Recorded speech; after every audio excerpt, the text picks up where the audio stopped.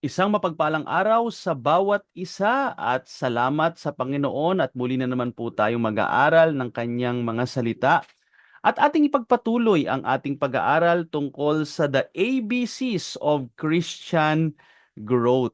Recall lang natin ng konti ang ilan po sa mga napag-aralan na natin. Nagsimula tayo sa letter A. Ito po ay patungkol sa assurance of salvation.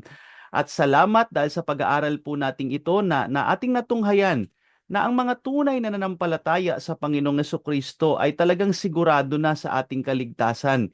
Kaya nga mahalaga, kaibigan, kung ikay nakikinig ngayon, siguraduhin mo ang iyong kaligtasan at pwede mong balikan yung lesson na yan about the assurance of salvation. Napag-aralan din natin yung Bible, no? Ang salita ng Diyos, the Bible is the word of God, na ito pong kanyang mga salita, no, ay kanyang ah, ginamit ito, no, para ating malaman ang katotohanan, ano ang mga mali, paano tayong mamuhay sa katotohanan at manatiling mamuhay sa katotohanan. At salamat dahil yan ang pinakagabay natin sa atin pong paglalakbay bilang mga mananampalataya sa mundong ito, yan pong Biblia. At napag-aralan din natin yung letter C, ito na may tungkol sa church. At sa pamamagitan po ng local church o ating pagtitipon, ay atin pong makikita sama-sama na tayo ay lalago sa Panginoon, ma, ma, ma, ma, ma, magagamit yung ating mga spiritual na gift, no, sa mga gawain po ng Panginoon. At nakita rin natin ang kahalagahan bakit tayo kinakailangang dumalo sa mga pagtitipon. So ngayon po ay letter D na tayo at ang letter D ay tungkol sa daily walk. At ang bibigyan natin muna ng pansin ay yung unang part lang o yung part 1. Tingnan natin yung ating pinaka-main text found in Colossians chapter 2, verse 6 to 7. Ganito ang ating mababasa. As ye have therefore received Christ Jesus the Lord, so walk ye in Him. So nakita po natin dito ang plano ng Diyos. Una sa lahat, sa mga nanampalataya sa Panginoong Kristo, okay po yan, ligtas na tayo. Pero hindi po nagtatapos dito ang plano ng Diyos dahil ang kalooban niya after tayong tumanggap sa Kanya, after tayong maligtas, tayo daw po ay lumakad sa Kanya. In other words, ito po ay may kinalaman sa atin pong paglago spiritually. Kalooban ng Panginoon sa atin na tayo po ay lumakad sa Kanya kasi gusto niya tayong lumago sa Kanya. Kaya nga ganun po ang sinasabi ng verse 7, rooted and build up in Him and establish in the faith as ye have been taught, abounding therein with thanksgiving. So kinakailangan mag-ugat po tayo. Kailangan maging malalim ang ating pananampalataya, maging matibay ang ating pananampalataya. Kaya napakahalaga ng daily walk with Him. So yan po yung bibigyan natin ng pansin sa ating pag-aaral ngayon. Sa atin pong introduction, when we receive our Lord Jesus Christ as our Savior, we receive Him as a real person in our heart and life. So pansinin niyo po, no, real person. Ang Diyos po natin, ang ating Panginoong Kristo, hindi po siya figment of our imagination. No, siya po ay isang totoong person na parang kagaya po ng taong pumasok sa relationship. Halimbawa, ang isang lalaki ay nanliligaw sa babae at si babae, pag siya ay sinagot niya si lalaki, syempre meron na silang relationship.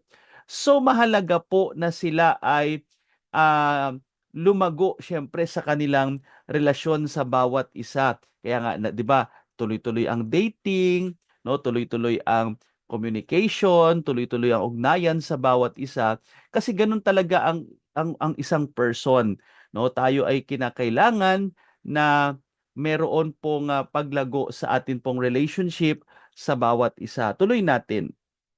Yan. While there are many things to learn about the Lord and the Christian life, we must never forget there is a personal relationship to be enjoyed and maintained. So yun nga po, no, kinakailangan ang ating personal relationship with the Lord, ito ay ating ma-enjoy at syempre kailangan ma-maintain. Parang kagaya ng isang tao na may relasyon sa bawat isa, sa mag-asawa, for example, kaya kinakailangang ma-maintain para magtuloy-tuloy ang init, magtuloy-tuloy ang kasiyahan sa bawat isa at hindi yung parang robot na walang emosyon, walang communication. So ganun po dapat pagdating sa atin pong Panginoon. Tandaan niyo po hindi ito o wala itong kinalaman na sa ating kaligtasan.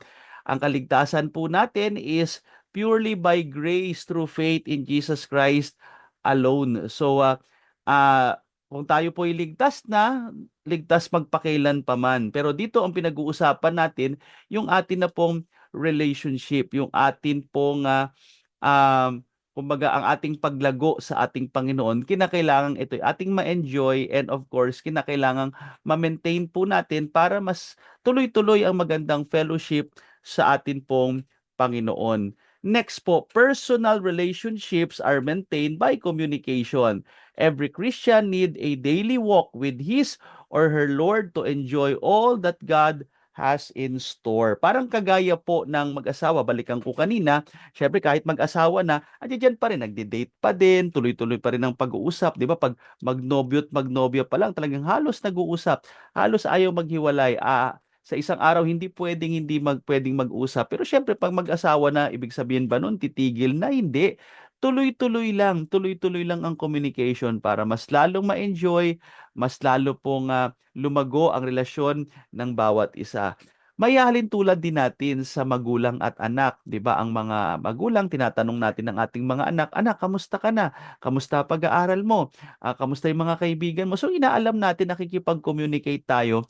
At syempre ganun din naman yung ating mga anak, at pag tayo po ay nakikita ng mga anak natin na tayo concerned sa kanila, hindi rin naman po sila mahihirapang mag-open sa atin kahit yung mga secrets po nila ay ipagkakatiwala nila sa atin. So it's a matter of communication para mas lalo nating ma-enjoy ang bawat isa. So yan po ang pinakalayunin ng ating pag-aaral. Kinakailangan po natin ng daily walk, no, daily communication, daily growth, no. Kaya nga mahalaga po na tayo ay ang goal ng ating buhay mananampalataya, wag tayong papayag na hindi tayo lalago sa atin pong pananampalataya. So tingnan natin ang una, let's go to the vital requirements of a good daily walk. So ano po ang kinakailangan natin, no, na mga vital o mahalagang requirements para sa magandang araw-araw na paglakad natin sa kasama ng ating Panginoon.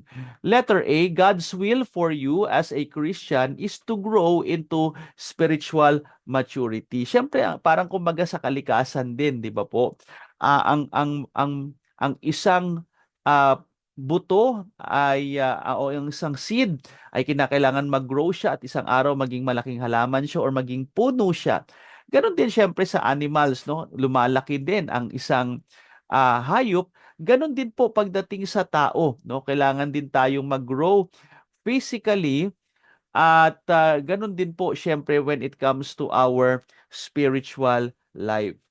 Ang pangit naman tignan, no, kung halimbawang ang baby ay lumaki na at baby pa din ang kanyang kilos, baby pa rin ang kanyang pananalita, hindi na po cute yun. Baby cute po yan, pero pag ang isang tao ay matagal na o matanda na, may edad na, pero naka ano pa rin, nakalampin pa rin, no? Baby talk pa din. So hindi na po nakakatuwa yung ganun. So mayahalin tulad natin yan when it comes to our spiritual growth. Kinakailangan wag tayong papayag na hindi tayo lalago sa ating pananampalataya. Wag tayong papayag na tayo po ay magiging parang spiritual bonding, no, sa ating faith, kundi pahintulutan natin o maging desire natin na talagang araw-araw ay mag-grow tayo sa ating pananampalataya. Ganyan po yung sinabi ng 2 Peter chapter 3 verse 18. But grow in grace and in the knowledge of our Lord and Savior, Jesus Christ. To Him be glory both now and forever.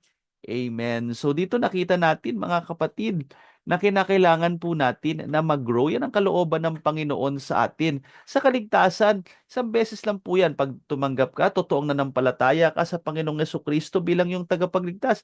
Tapos na po, heaven is your home. Ligtas ka na. Pero syempre, wag tayong papayag na hindi nga po tayo magiging kalugod-lugod o hindi tayo mag-grow sa ating pananampalataya. Napakasarap na ang ating Tatay sa langit atin pong napaglilingkuran, atin pong napiplease no, sa ating pang-araw-araw na ginagawa. Kaya mahalaga na tayo po ay nag-grow sa atin pong pananampalataya. Kaya napakahalaga ng ating daily walk dahil ito po'y kalooban ng Diyos sa atin para tayo po ay mag-grow. So tingnan po natin. There are a number of essential requirements for physical growth. And there are some essential requirements for spiritual growth. Kaya nga this study will deal with two of the most vital things you will need for a daily walk with the Lord. So mapapansin nyo, di ba nakalagay dito, may mga essential requirements para sa ating pong physical growth. Kaya nga mahalaga na tayo po ay kumakain. At hindi lang basta-basta kumakain tayo ng mga masusustansyang pagkain. May balanced diet na tinatawag. At hindi lang yan, no? Kinakailangan din natin ng water. Napaka-essential din nito. Siyempre, kinakailangan pa rin natin ng shelter, ng tahanan. Kinakailangan natin ng clothing. So ito po yung mga basic na requirements for our physical growth, no? At para tayo ay maging matibay, para tayo maging malakas, mabuting tao. So yan po yung mga ilan sa mga basic na requirements physically. Pero syempre, kung tayo ay nangangailangan ng essential for our physical growth, kinakailangan din natin ng essential na mga requirements for our spiritual growth. Ito'y kinakailangan. By the way, hindi ito optional. Ito po'y kinakailangan talaga para tayo po ay mag-grow sa atin pong Panginoon. Kaya nga, we need na daily walk, tayo po ay lumalakad ng ayon sa kanyang kalooban araw-araw. At yung dalawang yan, bibigyan natin ng pansin sa oras na ito. Ano po yung dalawang yan? Yan yung tinatawag na Bible study at saka prayer.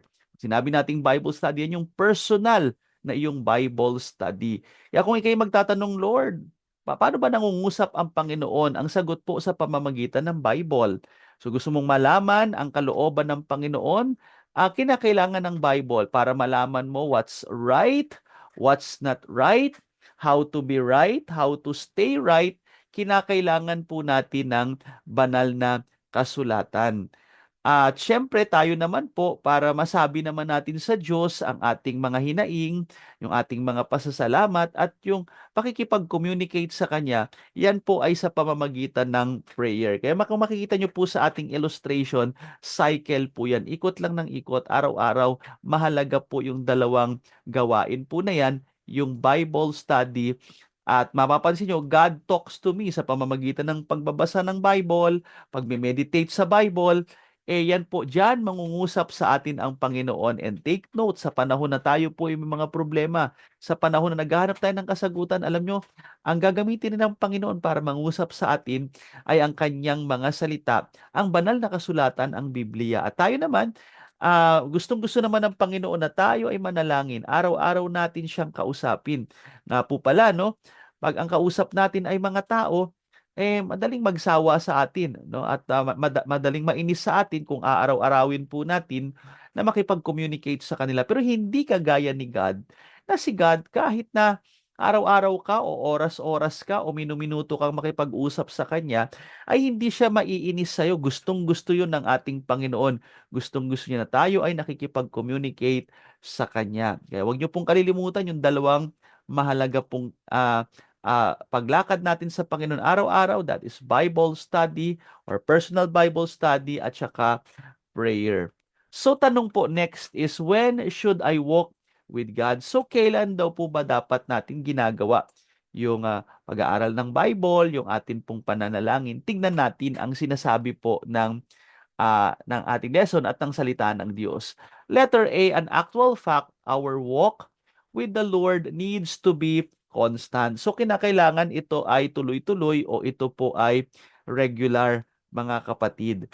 No, hindi po pwede kung kailan lang natin gusto, kung kailan lang natin trip, no? O kaya naman sa tuwing linggo lang pagpunta natin sa church o kaya tuwing camp, kung kailan ka lang a-attend sa mga camp, conferences, saka ka lang magbubuklat ng Bible o saka ka lang mananalangin. Hindi po, kinakailangan ito araw-araw. So tingnan po natin ang ating lesson. Number 1, God's word should not depart from the mouth of God's people day and night. So makikita natin, panahon pa lang ni Joshua, no, sinasabi na po ni God sa kanila na napakahalaga ng word ni God. Tingnan po natin ang verse Joshua chapter 1 verse 8. Tingnan niyo po ito. This book of the law, huwag yung kalilimutan that during the time of Moses ay ang natapos pa lang po yung first 5 books of the Bible na tinatawag nilang the law. Pero huwag niyong kalilimutan, yan po yung yan ay tumutukoy sa Word of God, no? And tinawag siyang law kasi nga nung panahon po na ito ay lilima pa lamang, no? Yung law o yung Pentateuch na tinatawag, lilima pa lang po ang scripture. So this book of the law shall not depart out of thy mouth, but thou shalt meditate, sabi ng verse, therein day and night. So pagdating sa Word of God, pag meditate natin sa Word of God, dapat ito pala ay day and night. So ibig sabihin, araw-araw ito, at hindi lang yan araw-araw.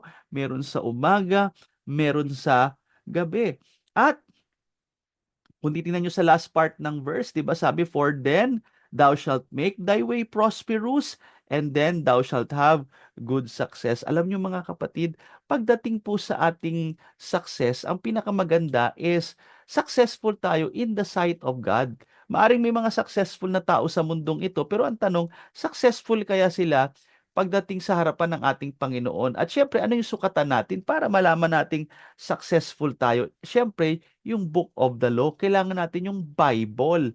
Nandito po ang ating mga kinakailangan para tayo po ay maging matagumpay sa mundong ito at maging kaaya-aya sa paningin ng ating Panginoon. Kaya nga, thou shalt meditate therein day and night. Pag sinabi nating meditate, alam nyo, pag tinignan natin sa ibang verse, pag tinignan natin sa concordance, ah, isa po sa mga translation na ginamit po sa ah, Hebrew word na ginamit po diyan sa meditate yung salitang study pa din. Kaya kailangan po natin na o napakahalaga po na pinag-aaralan po natin, kinakatas natin ang salita ng Diyos. Parang ang idea, parang yung isang baka na kumakain po ng damo, no? Ito ay talagang kinakatas niya yung mga sustansya po nung damo na kanyang kinakain, talagang nilalabas po nito at talagang ito ay kumbaga nagiging masustansya sa part po ng baka sa kanyang pagkain po ng damo. Ganon din sa atin, spiritually speaking, kinakailangan katasin din natin o atin pinag-aaralan, no, ating nililimi-limi ang salita ng Diyos at ito po ay gawin natin, no, daily. Maaring sabihin, ay pastor, hindi ko po magawa yung day and night. Ano mo mahalaga? May schedule ka lang na wag mo itong aalisin sa'yo araw-araw dahil ito ay iyong pagkaing spiritual. Sabi nga ng Panginoong Kristo, hindi lang tayo nabubuhay sa tinapay, kundi po sa salita ng Diyos. Kaya mahalaga po ng ang Bible ay hindi po mawala sa atin sa atin pong pang-araw-araw na lakad sa Panginoon.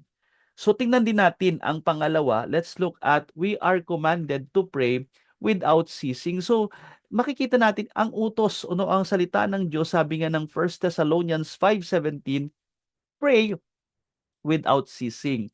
Ang tinutukoy po nito is yung regular na klase ng pananalangin, no? Parang sa pagkain, 'di ba? Kumakain tayo regularly, hindi naman tayo kumakain every minute, every hour, hindi naman, no? Pero regular natin itong ginagawa. So ganun din po mga kapatid, pagdating sa panalangin. Napakahalaga na ito'y ginagawa natin regularly. Kung tayo ay regular na nagbabasa ng salita ng Diyos, nag-aaral ng salita ng Diyos, nagme-meditate sa salita ng Diyos, ganun din po pagdating sa panalangin. Dapat araw-araw din tayong nananalangin, araw-araw tayong nakikipag-communicate sa ating amang nasa langit, sa pang-araw-araw po na yan, kung ano man yung nangyari sa iyo, ano man yung mga naramdaman mo, ano man yung nakita mo, sabihin mo lahat yan sa Panginoon. Yan ang gustong-gusto ng atin pong Panginoon. Kaya pray without ceasing. Napakarami pong dapat ipanalangin sa Panginoon. Kaya huwag tayong magsasawa, maglagay tayo ng regular na pananalangin sa ating pang-araw-araw na buhay. Next po, tingnan natin, nevertheless, in our busy schedules of daily life, it is necessary for a Christian to set, tingnan nyo po yan, to set aside a definite time each day for a devotional walk with the Lord. So magtalaga tayo ng oras, no? Kung kailan natin ito gagawin, at ito ay nagpapakita na talagang binibigyan natin ng value ang ating Panginoon, binibigyan natin siya ng halaga, kasi hindi yung bastang kung kailan lang gusto natin, kundi meron talagang specific date, meron talagang specific time na parang isang tao binigyan mo ng importansya, 'di ba? Pag ang tao, ano ka pa, yung mag-schedule ka pa in advance, talagang ganun mo i-value yung oras ng isang tao. Ganun din po when it comes to God. Meron talagang definite na time, meron talagang definite na place para talagang mapakita mo na very special si Lord sa yung pang-araw-araw na buhay. So, tingnan po natin ano ang under po neto. Number one, Daniel prayed 3 times a day. So, kung gagamitin po nating magandang halimbawa si Daniel po ay nanalangin ng 3 beses. In fact, practice niya na ito.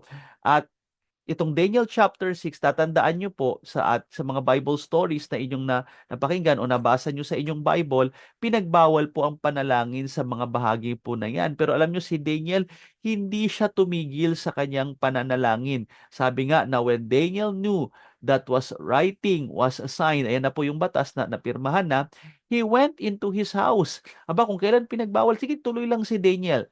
And his windows being open in his chamber toward Jerusalem, he kneeled upon his knees 3 times a day and prayed and gave thanks before his God as he did aforetime. So regular na ginagawa na ito ni Daniel, hindi siya nahiya, binuksan pa niya ang mga bintana, pinakita pa niya sa mga tao, talagang hindi niya kinahiya yung Panginoon, proud na proud siya sa ating Panginoon. Kahit alam niyang mapapahamak siya, kahit alam niyang illegal noong mga panahon po na ito, itong binasa nating talata, yung manalangin. Pero yun nga, nanalangin pa rin si Daniel, at tandaan nyo rin po ang ating Panginoong Hesukristo, bagamat napaka-busy niya, maaring sabihin natin, pastor, ako'y busy-busy. Alam nyo, wala nang bibisi pa sa ating Panginoong Hesukristo kung pag-aaralan nyo po yung kanyang earthly ministry. Pero alam nyo, every time na every morning bago siya magsimula ng kanyang paglilingkod sa God the Father, ay hinihiwalay niya ang kanyang sarili. Siya talaga ay nakikipag-usap sa atin pong Father, at ito po ang nagiging kalakasan niya bilang Diyos na nagkatawang tao. So yan po mga kapatid, magandang halimbawa itong si Daniel na siya po ay nananalangin 3 times a day. So tingnan natin ang susunod. Let's go to the Berean Search the Scriptures Daily. Pagdating naman sa pag-aaral ng salita ng Diyos, magandang halimbawa naman itong mga taga Berea. Tandaan nyo mga kapatid, ang ang mga taga Berea no ay commended by Apostle Paul kasi nga they search the scriptures. Tingnan natin ito. Acts 17:11. There were more noble than those in Thessalonica, in that they received the word with all readiness of mind and searched the scriptures daily whether those things were so. So makikita natin ang mga taga-Berea, hindi nagalit si Peter, si Paul, nung sila po ay chinek talaga nila kung yung mga preachings ba ni Paul ay in accordance to the scriptures or in accordance to the word of God. So maging ganyan po pala dapat ang ating maging kaisipan, na pag may napakinggan tayo mga aral, may nabasa tayong mga aklat, let's search the scriptures. Ano bang sinasabi ng Bible? Ang tao pwedeng magkamali, pero ang Bible po imposibleng magkamali, dahil ang author ng Bible imposibleng magsinungaling, at siya ang pinaka makapangyarihan sa lahat. At sabi nga ng talata, no, they search the scriptures. Kailan daw po? Daily, araw-araw mga kapatid. Kaya ang pagkakaroon po natin ng devotion, ang pag-search natin sa Word of God, ang atin pong pagninilay-nilay sa salita ng Diyos, ito'y gawin natin daily. No? At ang ganda nung sinabi pa ng talata dito po, in that they receive the word with all readiness of mind. So maging ready ang ating isip.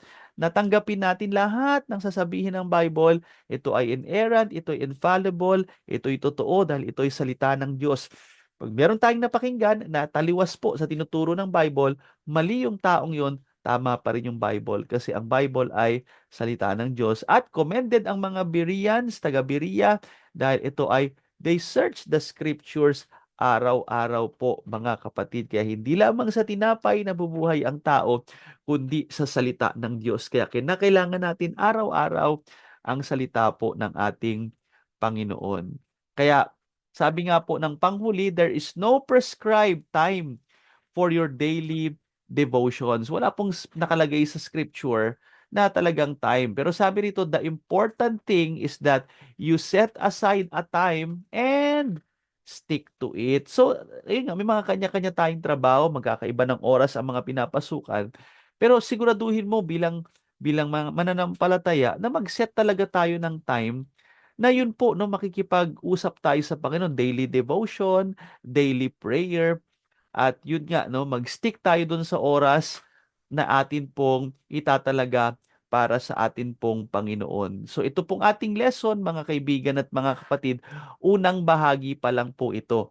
No, pero wag niyong kalilimutan, sana po hindi lang tayo maging hearers of the word, kundi tayo mismo ay maging tagapagtupad po ng salita ng Diyos. Kaya yung atin pong na mga napakinggan sa aral na to o sa ating mga natutunan, ito po ay hindi lamang hanggang theory, kundi ang layunin talaga ito ay maipractice natin. Yung ating pakikipag-communicate sa Panginoon, yung ating daily walk with Him. Kaya, to be continued at itutuloy na lang natin sa next video yung part 2 po neto. Tulungan tayo ng Panginoon na tayo'y lumago pa. God bless us all.